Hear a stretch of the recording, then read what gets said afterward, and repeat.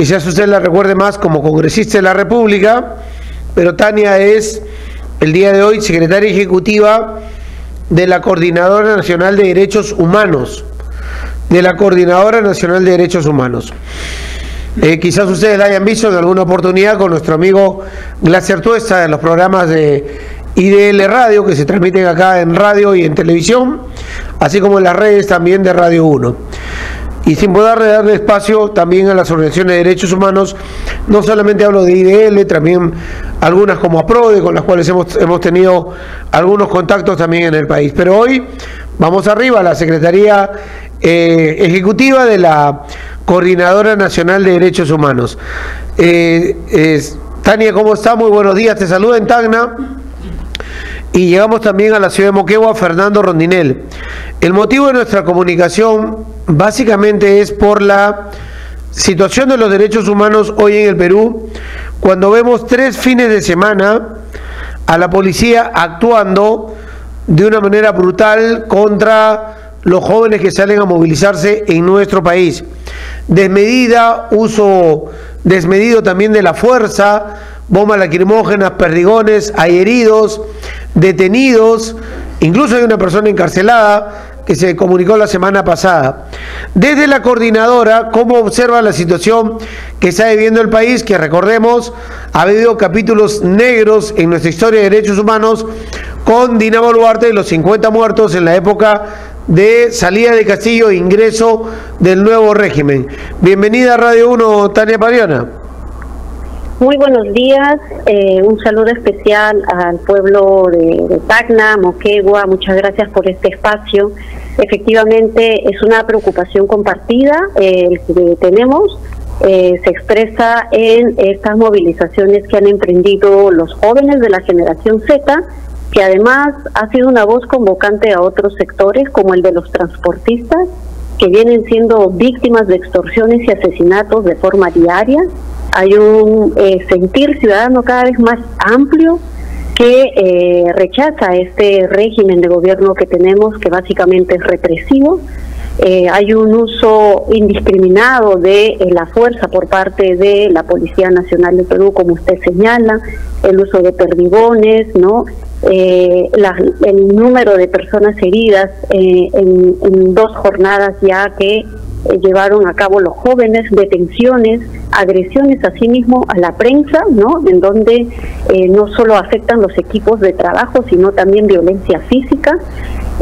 Hay una violencia, en todo caso, como un patrón que se ha ido repitiendo, manifestándose en estas jornadas de protesta, pero también de la intervención misma de la Policía Nacional. Nosotros hemos rechazado categóricamente, denunciando además desde las plataformas sociales, llamando a que la violencia no sea la forma de atender un derecho que tienen los ciudadanos de protestar. Hay que señalar que el derecho a la protesta está reconocida en nuestra Constitución, hay normas que reconocen el derecho a la libre reunión, a la libre expresión de la ciudadanía, y no puede ser la medida de la represión, mucho menos la violencia física contra ciudadanos que salen para ejercer este derecho, pero que además hay un impacto a ciudadanos que no necesariamente participan en la protesta y también se han visto afectados, jóvenes, adultos mayores, señoras, comerciantes, ¿no? Estas agresiones realmente vulneran la integridad de los ciudadanos, y creo que hay además un elemento que hay que señalar, y es que la generación Z, ¿no?, ha salido a expresar su voz de rechazo contra la ley de AFP, pero a esto se suma además la inseguridad ciudadana, el rechazo a este, digamos, vamos a decir, a este régimen, un pacto de gobierno que hoy tenemos entre el legislativo y el ejecutivo. Además de ello hay que sumar intento ya o consolidado de captura del Ministerio Público, ¿no? Y vemos cómo el contexto cada vez se hace más adverso, en donde los derechos humanos no se respetan, más bien se vienen vulnerando desde las propias instituciones del Estado. Nosotros desde la Coordinadora Nacional de Derechos Humanos hemos realizado los monitoreos en estas 2 jornadas de movilizaciones convocadas por las juventudes. Hemos también hecho registros y acompañamiento de carácter legal, algunos de los casos. Nos preocupa la detención que todavía está, digamos, en prisión por 3 meses del ciudadano Samuel Rodríguez, además que él tiene una condición de salud, digamos, sufre de epilepsia y creo que es un aspecto que debe considerarse. Es decir, hay detenciones de tipo arbitraria, pero también agresiones, como hemos señalado, a la prensa que intenta difundir, que capta imágenes justo en los momentos que son importantes para determinar o sancionar si en caso se está incurriendo en violencia, tanto de las fuerzas del orden, ¿verdad?, o como de algún ciudadano que estuviera ejerciendo dicho acto. Pero aquí lo que vemos es la limitación que tienen también los medios de prensa al estar expuestos a la violencia, y creo que todos somos testigos a través de los medios de comunicación, tanto alternativa, independiente, como en algunos muy específicos de señal abierta más nacional. En ese caso de los medios, casi se está replicando las marchas contra Merino que fueron encabezadas por la generación denominada del Bicentenario, en la cual el silencio de los medios generó de que se sintiera que se quería ocultar este tipo de movilizaciones que no eran por TikTok sino por Instagram en su momento, y que convocaban también a toda una generación de jóvenes indignados y molestos porque veían todo lo que pasaba alrededor del país, y que terminó en 5 días haciendo caer a Merino. Pero el rol de los medios no cambia, por lo menos la prensa escrita nacional, la prensa televisiva nacional, la prensa radial nacional no toca el tema, y cuando los toca dicen que son marchas solamente contra la inseguridad. Sí, efectivamente, tenemos todavía una prensa indiferente a una realidad visible, evidente, pero que además en algunos casos se estigmatiza a los ciudadanos que salen a protestar. Este terruqueo que termina siendo la calificación como única para censurar, para deslegitimar un derecho propio de ciudadanos, en este caso emprendida por los jóvenes. Esto lamentablemente nos está conduciendo a un nivel crítico de violencia desmedida, descontrolada, pero que además de instituciones que esperaríamos que se pronuncien, que estuvieran presentes monitoreando en el terreno, que estuvieran acompañando los casos en donde se vienen vulnerando los derechos humanos, no siempre los tenemos. Hemos hecho llamados reiterados a la Fiscalía de Derechos Humanos, a la Fiscalía de la Familia, para que se apersonen a las comisarías en donde hemos tenido detenidos, incluso adolescentes, como el día de ayer, 28 de septiembre, se tuvieron 6 detenidos en la comisaría Piedraliza, en el Rimas. De los 6 detenidos había un adolescente de 14 años de edad, un adolescente que tenía mucho miedo, temor, ¿no?, y sin ninguna presencia de familiar, mucho menos abogado, hasta cuando nuestra institución se apersonó y exigió la presencia de la Fiscalía de turno, la Fiscalía de la Familia, y así pudo ser liberado o puesto en libertad el adolescente de 14 años y conducido a su domicilio, acompañado por un miembro del equipo de nuestra institución. Esta situación nos tiene que no solo preocupar, indignar o conmover. Tenemos que hacer un llamado a las instituciones del Estado que respeten los derechos humanos, que respeten los márgenes de la ley, porque aquí se está sobrepasando los límites de la ley, incluso las competencias que tuvieran la Policía Nacional del Perú. La violencia no es una medida para hacer un control ciudadano o un control de una manifestación. Creo que necesitamos trabajar en protocolos que permitan garantizar, por un lado, la integridad física, la vida, la seguridad y no más bien se imponga esta estigmatización, este acusamiento directo señalando que los marchantes son terroristas o son de cualquier grupo violentista. Esto francamente es negativo, es un mensaje que no nos ayuda por lo menos a reconocer en todo caso que el trabajo de los miembros de la Policía Nacional, de aquellos buenos que pueden estar desempeñándose, termina realmente predominando esta acción autoritaria, esta acción violenta y el uso indiscriminado de la fuerza. ¿Y cómo se actúa hoy desde las organizaciones de derechos humanos, por ejemplo, o de la coordinadora para defender a quienes son abusados por la Policía Nacional, que tiene este uso desmedido de la fuerza y una estrategia para gasear, agredir, reprimir a la población que quiere movilizarse, la mayoría de ellos jóvenes, si es que desde el Congreso y el gobierno se ha estigmatizado a las ONGs y se les ha limitado el radio de acción a las mismas? Efectivamente, nosotros dentro de todas estas limitaciones legales, pero además de recursos humanos que tenemos, no descuidamos nuestra labor. Nosotros somos una entidad de derechos humanos con ya 40 años en nuestro país y nuestra labor se centra en esta columna vertebral que tiene que ver con la defensa, la promoción y la educación de los derechos humanos. En ese sentido, nuestros equipos no solo hacen un trabajo de monitoreo, sino también de orientación legal. Habilitamos una línea de emergencia vía WhatsApp para que cualquier ciudadano que se le está vulnerando su derecho, se le está haciendo una detención arbitraria o está sufriendo algún tipo de riesgo, se comunica y nosotros tomamos o activamos un mecanismo de alerta, pero también de atención en las posibilidades que tenemos, porque lamentablemente hoy no solo estamos siendo estigmatizados, sino también limitados y por la ley incluso podríamos ser sancionados monetariamente por defender a las víctimas, por defender derechos humanos. Estamos hablando de una sanción que está hoy reglamentada, publicada, ¿no? Lamentablemente este gobierno ha no solo estigmatizado a los ciudadanos, sino también a entidades defensoras de derechos humanos, y esta multa podría llegar hasta 2,5 millones de soles, dinero que ninguna organización no gubernamental tiene.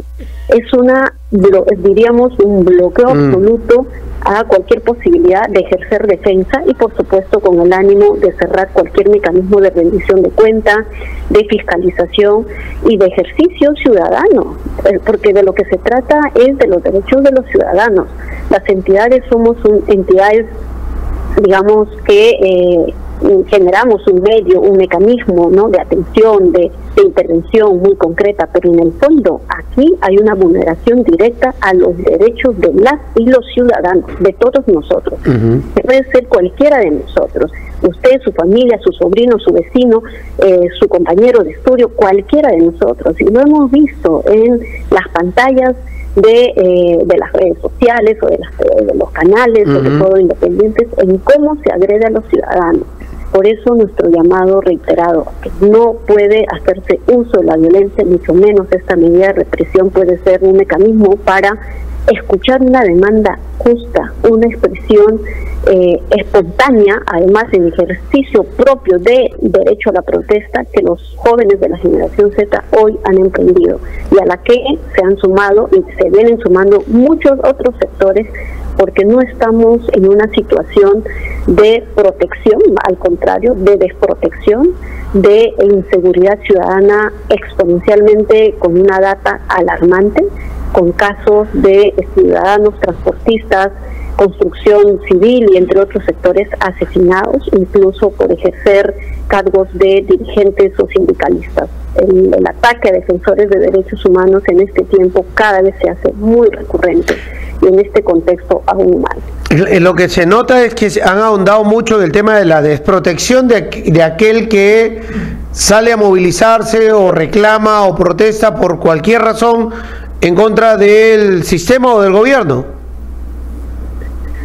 Efectivamente, aquí parece más bien ser incómoda las voces críticas, las voces que cuestionan un mal proceder, malas decisiones políticas, mala gobernanza, Y claro, quien piensa diferente, quien critica a este gobierno termina o siendo estigmatizado como terruco o como caviar o como de tal o cual partido y tal. Creo que eso realmente es peligroso. Además que estamos en un contexto electoral, ¿no? Vamos a asistir a un proceso electoral en menos de 7 meses en nuestro país. Entonces nos preguntamos, ¿cuáles son las garantías de tener un proceso electoral que no esté mermada por la violencia, ni acusaciones de formas, digamos, ilegales, ¿no? Para acusar, señalar a un ciudadano como terrorista y que luego esto termine siendo una campaña centrada en la violencia? Eso es un mensaje totalmente negativo. Nuestro país está muy polarizado.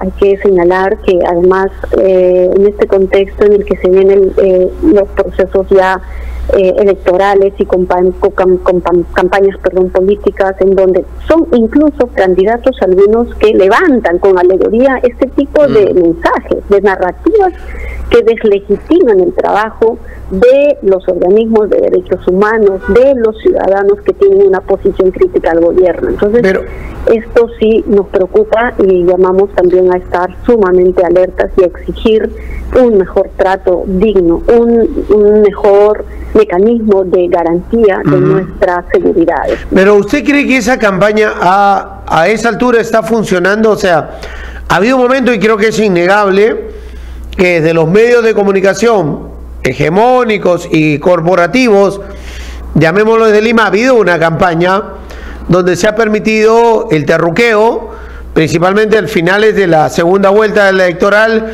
el triunfo de Castillo y luego con el gobierno de Castillo. Y en el mismo momento, casi ya el ingreso de Castillo, se ha empezado con campañas mucho más fuertes de los temas y términos caviar, ¿no? Que era el término muy utilizado por los medios, por políticos, analistas y otros que han atacado raudamente de sus posiciones donde han estado ocupándolo, sea gobierno, sea desde el Congreso, sea en los medios de comunicación o en los medios de análisis. Pero eso ha servido para que ellos traten de implementar algunas cosas, como la salida de la Corte Interamericana de Derechos Humanos y también el tema de las leyes de amnistía. Pero ayer salió una encuesta donde en el IEP se le ha preguntado a la gente su percepción sobre la permanencia del Perú en la Corte Interamericana de Derechos Humanos. Y le preguntan, ¿está de acuerdo o en desacuerdo con que el Perú se retire de la Corte? Se retire de la Corte Interamericana. Y en desacuerdo está el 42%. Y el 38% está a favor y hay un 20% que está, no sabe, no opina. 42-38, después de una campaña brutal que le han hecho a la Corte Interamericana de Derechos Humanos, a las ONGs y a otros organismos, todavía en desacuerdo de retirarse está ganando y está arriba. Y yo le digo, mi percepción es que eso se está desinflando, porque han venido acompañadas de la otra campaña, que es la de la liberación de violadores de derechos humanos o la amnistía de violadores de derechos humanos. Y en esa encuesta, que también suelta IEP, le preguntan si están de acuerdo o en desacuerdo con la ley de amnistía. Y en desacuerdo está el 61%. Y 21% solamente a favor. O sea que las normas, las medidas, la forma como se está legislando no cuentan con respaldo, pese a que la visión que muchos tienen de la televisión nacional, que trata de entrar a nuestras casas todas las noches, principalmente el discurso anti-ONGs o de derechos humanos, está permanentemente en agenda con los invitados. ¿Y por qué no de los mismos periodistas que dirigen los programas? Sí, bien, hay una narrativa claramente para instalar la impunidad como respuesta a todo lo que comprendemos como violación a los derechos humanos. como señalaba, bloquear cualquier mecanismo de rendición de cuenta de aquellos implicados, investigados, procesados. No me refiero solo a las graves violaciones de derechos humanos que se cometieron en nuestra historia reciente, del pasado, de la violencia de los 80, sino también en estos tiempos. Nos remitimos a las protestas del año 2022-2023, en donde hubo una represión militar y policial con un saldo de 49 ciudadanos asesinados, y en masacres como en Ayacucho, en Puno. Aquí esta narrativa que intenta además desprestigiar la labor del sistema interamericano, especialmente la Corte Interamericana de Derechos Humanos, que es una instancia supranacional para acceder a la justicia cuando se ha agotado la vía interna en nuestros países, pues también tiene un propósito político de fondo de quienes están buscando la impunidad, claramente, y lo que más bien nosotros notamos es que hay una desinformación.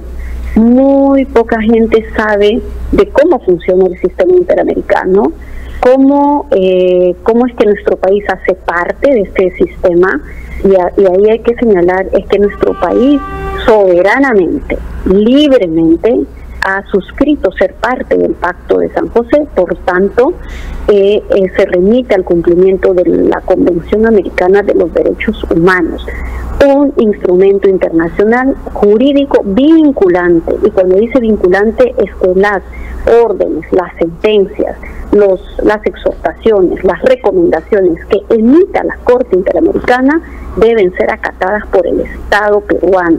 Y lo que hay aquí es más bien un desacato permanente del Estado peruano a no cumplir con un conjunto de sentencias firmes que la Corte ha emitido en situaciones de violaciones a los derechos humanos en nuestro país. De por lo menos 50 sentencias firmes que la Corte Interamericana tiene sobre distintos casos en el Perú. Y déjenme mencionarle que en su mayoría son casos de pensionistas, ¿no? Exigiendo derechos laborales, de pensionistas, de magistrados, ex miembros del Tribunal Constitucional, que en un tiempo exigieron ser repuestos en su función, en sus cargos, también de empresarios, como el del Canal 5, que en algún momento el Estado quiso vamos a decir, retirarle el derecho de propiedad, y así otros casos como por ejemplo ya de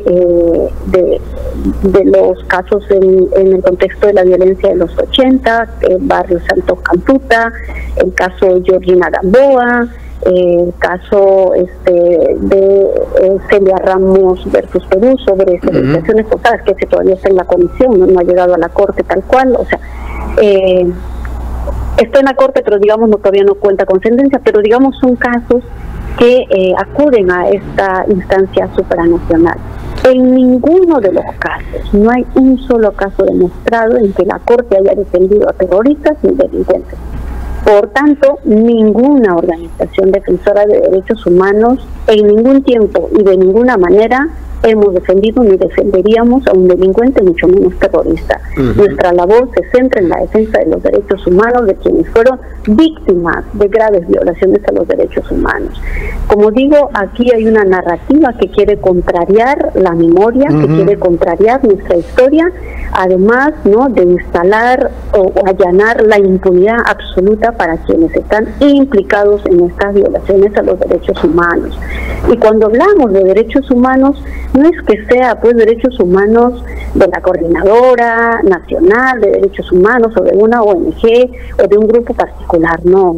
Los derechos humanos son de todos, de cada uno y de todos los ciudadanos peruanos y no peruanos, porque los derechos humanos son universales.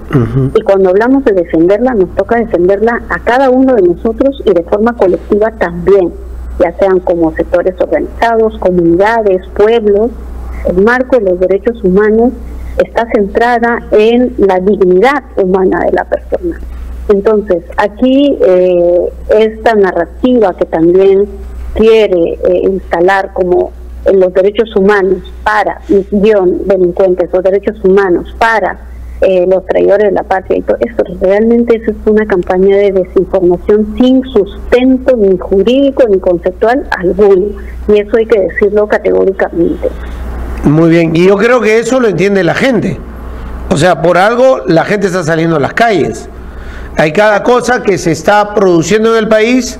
La salida de la fiscal de la Nación, por ejemplo, es uno de ellos, ¿no? Que hemos visto en las últimas semanas, que la gente va acumulando, va reaccionando. Ahora, son los jóvenes que han reaccionado. ¿Tú crees, Tania, desde la Coordinadora de Derechos Humanos, que el gobierno se dé cuenta que están jugando ya extremadamente con fuego y que cualquier acto adicional que ellos puedan llevar adelante, digo, en el plano legislativo, puede estallar a esta olla a presión que es el país, o que si es que la represión es más grande de la que ya hemos visto, esto pueda terminar siendo una situación como ha ocurrido en otros países? A ver, del Estado o del gobierno actual, sinceramente no esperamos nada o poco. Digamos, cogobierno, ¿no? Exacto, pero aquí lo que vemos es un cogobierno, un pacto de gobierno de dos poderes del Estado que claramente tienen propuestas en los que están ampliamente de acuerdo, ¿no? El Ejecutivo no ha hecho observación alguna a las iniciativas de ley que el Parlamento ha emitido, por el contrario, en algunos casos lo ha aprobado con alegoría y con festividad el Palacio de Gobierno, ¿no? Como la ley de amnistía, que termina siendo una afrenta directa a las víctimas, y como dijera uno de los familiares del caso Afomarca, eso es una patada al corazón, a la memoria, a la historia de las víctimas que fueron testigos vivos, sobrevivientes, ¿no? Algunos de ellos de masacres en sus comunidades. Ahora bien, estamos hablando de jóvenes que han emprendido esta iniciativa movilizadora, de 6 millones de jóvenes, 6 millones de jóvenes que van a votar en el próximo proceso electoral. Esta es la data, una data más oficial. Por lo menos el 20% de 6 millones que tienen este derecho a emitir su voto, ¿no? El 20% lo van a hacer por primera vez, es decir, los que acaban de adquirir el DNI. Entonces, obviamente hay una mirada o por decir un cálculo político que vienen haciendo también los partidos políticos, ¿no? Porque finalmente es un voto grande, ¿no? De 6 millones de jóvenes que van a emitir su voto. Pero ni aún así la represión ha cambiado. La represión sigue siendo una medida de respuesta que caracteriza a este gobierno, y represiones con saldos lamentables, porque tenemos desde heridos, detenciones sanitarias, agresiones físicas a la prensa, hasta hay una afectación directa a la integridad humana, a la integridad de los ciudadanos.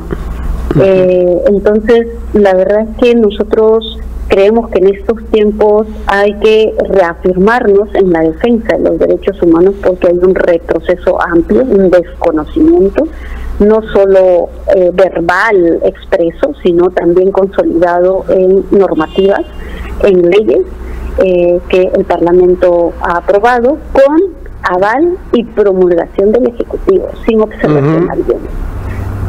Muy bien. Y este tema de las redes, el control de las redes, que es algo que también se ha visto en otros países, ¿cómo lo ves? Los políticos hoy todos quieren ser TikTokers. No, las redes de los jóvenes, por donde se contactan. Hoy todos los políticos quieren entrar a hacer TikToks. Todos quieren llegar a los jóvenes, todos quieren estar presentes con los jóvenes. A los 6 millones que usted más o menos estaba manifestando, porque los que hemos seguido las manifestaciones desde lejos, el día de ayer la mejor forma para seguirlas, por ejemplo la de ayer y anteayer y las otras 4 que se dieron, ha sido por la red social de TikTok.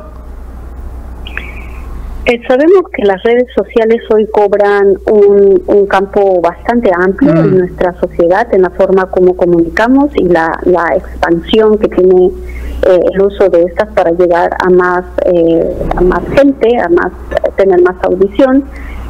Sin embargo, cuando se trata, por ejemplo, de aspectos que tienen que ver con nuestra política peruana, que tienen que ver con derechos, que tienen que ver con normativas, que tienen que ver con el futuro inmediato que nos espera en un próximo periodo de gobierno. No puede ser, ¿no?, que quien es candidato influencer, que cae bonito y que baila, sea lo único que determina. Hay que mirar aspectos de fondo, hay que mirar propuestas.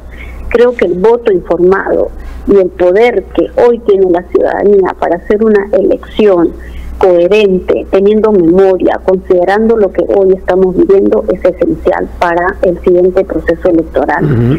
El uso, entendemos, de las redes sociales es algo que no podemos controlar, ¿no? Quien tiene incluso más plata puede pagar más publicación para que la llegada tenga una cobertura más amplia. Y sin embargo, lo que sí notamos es cómo es que en estas redes también se ejercen violencias virtuales, estigmatizaciones, campañas de desprestigio, campañas de terruqueo que están afectando la integridad de jóvenes, de adultos, de mujeres, activistas, defensoras y entidades defensoras de derechos humanos.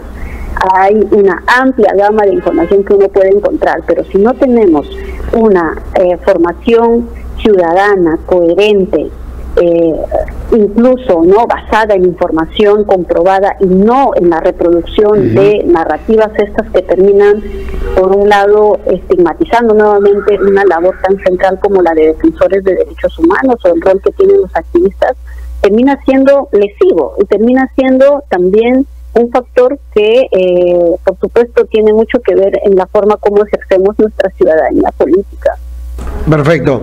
Muchas gracias por acompañarnos el día de hoy. Gracias.